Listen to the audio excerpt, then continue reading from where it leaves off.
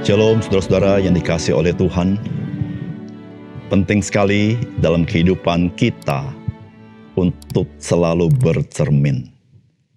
Saudara, apa gunanya bercermin? Bercermin itu gunanya supaya kita mengenal diri kita sendiri. Dengan demikian saudara, barulah kita bijaksana di dalam menghidupi kehidupan ini. Saudara, cermin yang sangat indah yang Tuhan berikan kepada kita adalah firman Allah. Ketika engkau dan saya membaca firman Allah, engkau sedang bercermin kepada firman Allah. Dan ketika engkau sedang bercermin kepada firman Allah, sesungguhnya engkau sedang berhadapan muka dengan Tuhan. Salam jumpa dalam program Tuhan adalah Gembalaku. Saudara, tahukah saudara mengapa Tuhan memberikan hukum-hukumnya kepada bangsa Israel? Walaupun ia tahu mereka tidak dapat melakukan hukum-hukumnya itu. Saudara, hukum-hukum Tuhan diberikan karena keberdosaan manusia. Sehingga saudara, manusia berdosa itu dapat menyadari keberdosaannya. Dan dengan demikian hukum-hukum Tuhan itu membawa manusia itu datang kepada Tuhan. Dan bergantung kepada kasih karunia Tuhan kepadanya. Saudara, hukum-hukum Tuhan menunjukkan bahwa manusia adalah manusia berdosa. Saudara, ketika kita baca 1 Timotius pasal 1 ayat 8-11 dikatakan demikian. Kita tahu bahwa hukum Taurat itu baik kalau tepat digunakan. Yakni dengan keinsafan bahwa hukum Taurat itu bukanlah bagi orang yang benar, melainkan bagi orang durhaka dan orang lalim, orang fasik, orang berdosa, bagi orang duniawi dan yang tak beragama, bagi pembunuh bapa dan pembunuh ibu, bagi pembunuh pada umumnya, bagi orang cabul dan pemburit, bagi penculik, bagi pendusta, bagi orang makan sumpah, dan seterusnya. Segala sesuatu yang bertentangan dengan ajaran sehat yang berdasarkan Injil dari Allah yang mulia dan maha bahagia seperti yang telah dipercayakan kepadaku. Saudara, itulah yang dikatakan oleh firman Allah. Saudara, kita bisa menginsafi ini, saudara, kalau kita melihat bagaimana di dunia ini banyak peraturan. Mengapa? Karena ada banyak orang yang melakukan pelanggaran-pelanggaran. Sehingga hukum itu ada karena keberdosaan manusia. Karena orang benar, dia tidak perlu hukum. Karena dia akan berjalan sesuai hukum. Saudara, semua orang yang hidup di bawah hukum, maka dia berada di bawah penghakiman Tuhan dan murka Tuhan. Karena semua orang telah berdosa. Sedangkan semua orang yang hidup di bawah kasih karunia Tuhan Yesus, maka dia berada di dalam keselamatan Tuhan dan dia menjadi anak-anak Allah yang dikasihi. Oleh karena itu saudara, betapa penting ketika engkau mengenal hukum-hukum Allah yang begitu suci, engkau datang kepada kasih karunia Allah, maka engkau adalah orang yang diselamatkan Tuhan. Saudara, mari kita membaca Habakuk pasal yang pertama. Ucapan ilahi dalam penglihatan Nabi Habakuk. Berapa lama lagi Tuhan aku berteriak tetapi tidak kau dengar, aku berseru kepadamu penindasan tetapi tidak kau tolong. Mengapa engkau memperlihatkan kepadaku kejahatan sehingga aku memandang kelaliman? Ya, aniaya dan kekerasan ada di depan mataku.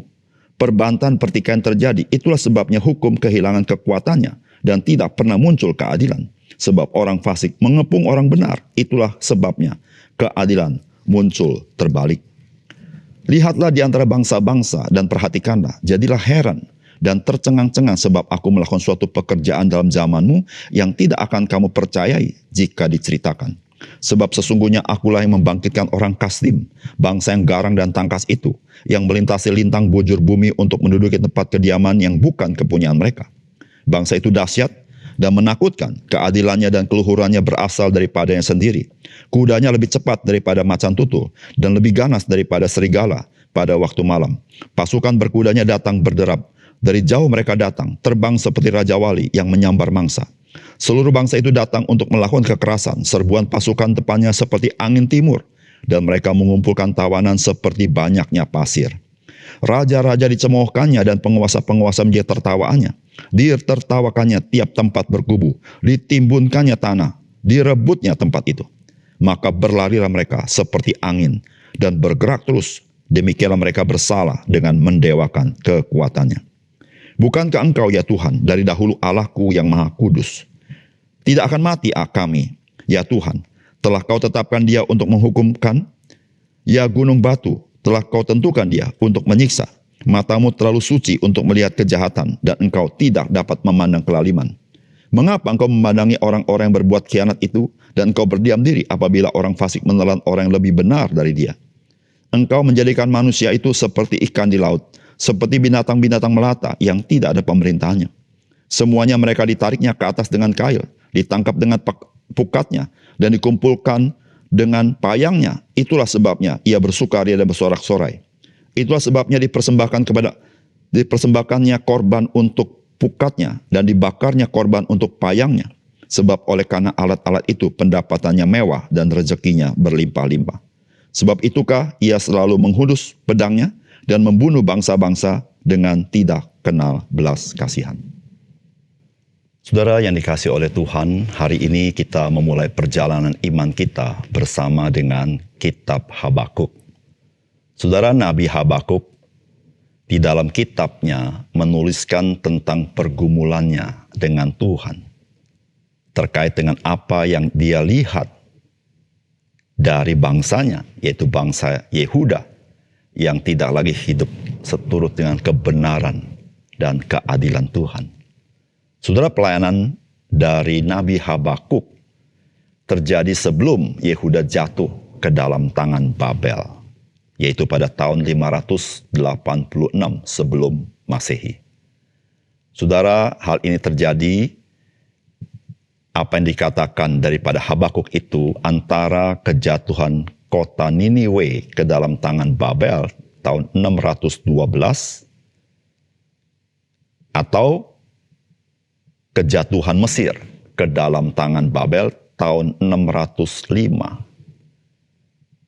Dan saudara, tahun 597 Nebukadnezar, Raja Babel, merebut pertama kali Yerusalem.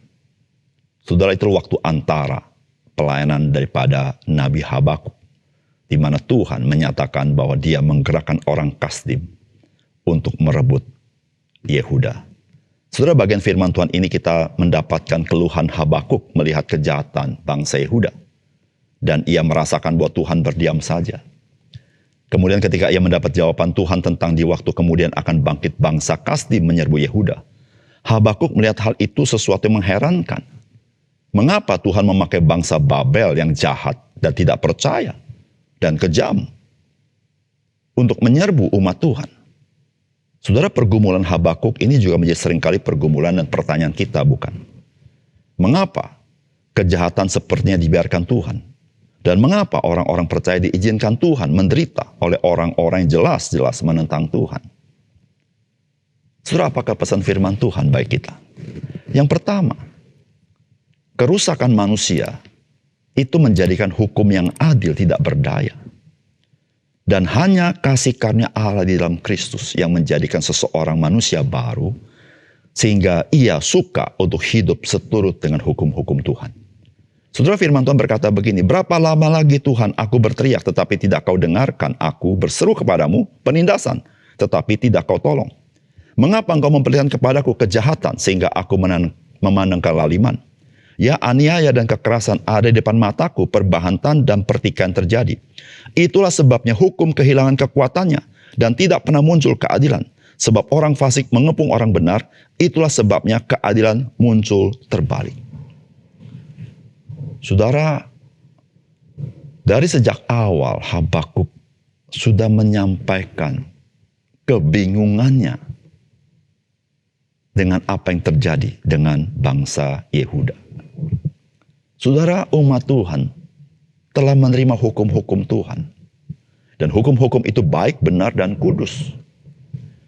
Namun saudara, yang dilihat oleh Habakuk, sesuatu yang bertentangan sama sekali. Disitulah saudara, Habakuk berkata, hukum-hukum Tuhan yang adil itu telah kehilangan kekuatannya. Mengapa? Karena orang fasik mengepung orang benar. Sehingga keadilan muncul terbalik. Saudara yang kasih dalam Tuhan, dari apa yang disampaikan Habakuk, Habakuk mau memberitahukan kepada kita, kerusakan manusia membuat hukum yang benar, kudus, dan adil menjadi tidak berdaya. Saudara, Roma pasal 7 ayat 12 berkata begini, jadi hukum Taurat adalah kudus dan perintah itu juga adalah kudus, benar, dan baik. Saudara, tidak ada salahnya dengan hukum Taurat. Itu berasal dari Tuhan yang Maha Kudus. Lalu Roma 7 ayat 13-14 demikian. Jika demikian, adakah yang baik itu menjadi kematian bagiku? Sekali-kali tidak. Tetapi supaya nyata bahwa ia adalah dosa, maka dosa menggunakan yang baik untuk mendatang kematian bagiku. Supaya oleh perintah itu dosa lebih nyata lagi keadaan sebagai dosa. Sebab kita tahu bahwa hukum Taurat adalah rohani. Tetapi aku bersifat daging terjual di bawah kuasa dosa. Saudara, hukum-hukum Allah itu adalah hukum-hukum kehidupan. Bukan hukum-hukum kematian. Tetapi saudara, karena kita manusia sudah terjual di bawah kuasa dosa, maka hukum itu menjadi kebinasaan bagi kita. Menjadi kematian bagi kita. Hukum tidak sanggup menolong kita. Saudara, kalau membaca di dalam Roma pasal 8:3 dikatakan, sebab apa yang tidak mungkin dilakukan hukum Taurat, karena tidak berdaya oleh daging, telah dilakukan oleh Allah dengan jalan mengutus anaknya sendiri dalam daging yang serupa dengan daging yang dikuasai dosa. Karena dosa, ia telah menjatuhkan hukuman atas dosa di dalam daging. Saudara, karena hukum itu tidak berdaya oleh kedagingan manusia, maka hukum tidak bisa menolong manusia. Hanya satu-satunya jalan, ketika Yesus Kristus mengubahkan dirimu dengan diriku menjadi manusia baru, memiliki hati yang baru, barulah engkau hidup di dalam hukum-hukum Allah yang membawa kehidupan kepada kita. Tapi saudara, jikalau engkau dan saya masih terjual di bawah kuasa dosa, maka saudara, hukum-hukum Tuhan tidak sanggup menolong engkau. Saudara, oleh karena itu saudara, mengapa Tuhan mengutus Yesus Kristus ke dalam dunia ini? Mengapa setelah Allah memberi hukum-hukumnya, Allah perlu mengutus anak yang tunggal? Saudara, hukum-hukum Allah tidak dimaksudkan Allah bahwa engkau dan saya sanggup memenuhi semuanya karena engkau dan saya orang berdosa. Tetapi hukum-hukum Allah mau memberitahukan kepada engkau, bercerminlah supaya engkau tahu engkau adalah orang berdosa dan engkau perlu kasih karunia Tuhan. Saudara, kerusakan manusia membuat hukum-hukum tidak sanggup menolong manusia. Yang sanggup menolong manusia cuma satu, yaitu kasih karunia Allah di dalam Yesus Kristus. Bagi barang siapa yang percaya kepadanya, diberikan Roh Kudus di dalam hatinya. Dan Roh Kudus itulah saudara-saudara yang memimpin setiap orang masuk ke dalam kebenaran. Oleh karena itu saudara, mari kita terima kasih karunia Tuhan. Karena dengan kasih karunia Tuhan, kita boleh hidup di dalam hukum-hukum Allah yang indah itu. Yang kedua, saudara, Tuhan bekerja di dalam segala sesuatu untuk membentuk umatnya agar hidup sesuai dengan rancangannya. Saudara, firman Tuhan berkata begini, lihatlah di antara bangsa-bangsa dan perhatikanlah, jadilah heran dan tercengang-cengang sebab aku melakukan suatu pekerjaan dalam zamanmu yang tidak akan kamu percayai jika diceritakan. Sebab sesungguhnya akulah yang membangkitkan orang Kasdim, bangsa yang garang dan tangkas itu, yang melintasi lintang bujur bumi untuk menduduki tempat kediaman yang bukan kepunyaan mereka. Lalu ayat yang ke-12 dan 13. Bukankah engkau ya Tuhan dari dahulu Allahku yang Maha Kudus? Tidak akan mati kami. Ya Tuhan, telah kau tetapkan dia untuk menghukumkan. Ya gunung batu, telah kau tentukan dia untuk menyiksa. Matamu terlalu suci untuk melihat kejahatan dan engkau tidak dapat memandang kelaliman. Mengapa engkau memandangi orang-orang berbuat khianat itu dan engkau berdiam diri apabila orang fasik menelan orang yang lebih benar dari dia? Saudara, Tuhan mengatakan bahwa engkau akan heran. Heran kenapa? Karena Tuhan akan menggerakkan orang-orang Kasdim, yaitu orang Babel. Saudara, orang Babel ini saudara adalah orang yang tidak percaya Tuhan. Dan orang Babel ini orang yang kejam, orang yang brutal. Saudara, mengapa heran? Karena Tuhan memakai orang-orang yang seperti ini untuk membentuk umatnya. Saudara, orang Kasdim menyerbu Yehuda. Itu ada di dalam otoritas Tuhan. Bukan semata-mata karena kebiasaan orang Kasdim, tetapi karena Tuhan yang menggerakkan mereka. Sehingga saudara-saudara, ketika orang Kasdim berbuat yang melampaui apa yang ditugaskan Tuhan, mereka pun akan dibinasakan oleh Tuhan. Saudara, sebenarnya serbuan orang Kasdim, orang Babel kepada bangsa Israel, itu sudah diberitahukan Tuhan melalui Musa. Di dalam kitab Ulangan pasal 28 ayat 49 sampai 51 dikatakan, Tuhan akan mendatang kepadamu suatu bangsa dari jauh, dari ujung bumi. Seperti Raja Awal yang datang menyambar suatu bangsa yang bahasa yang kau tidak mengerti.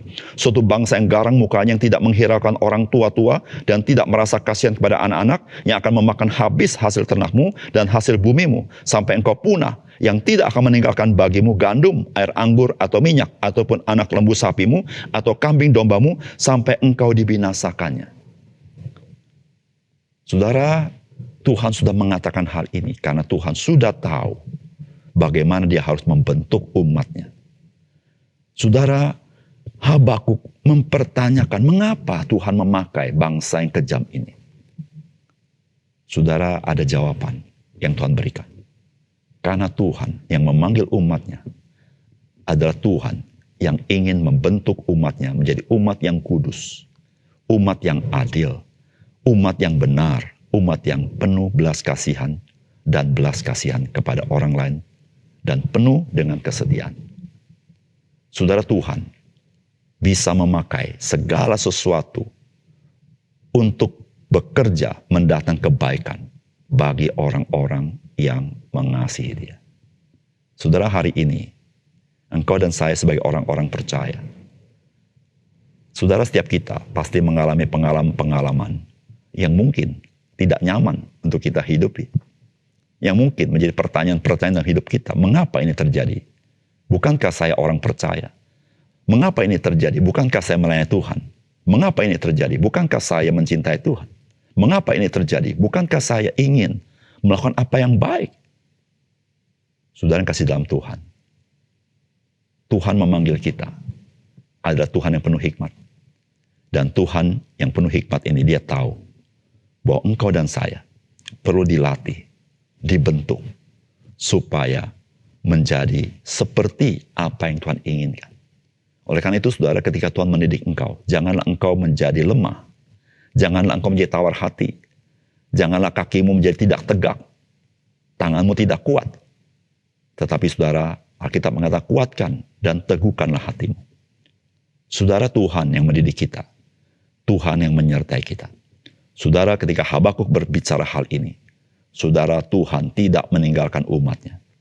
Saudara, bangsa Babel boleh berbangga-bangga dengan kekuatannya, tetapi mereka sedang melawan Tuhan. Mereka berlaku melampaui apa yang Tuhan tetapkan bagi mereka.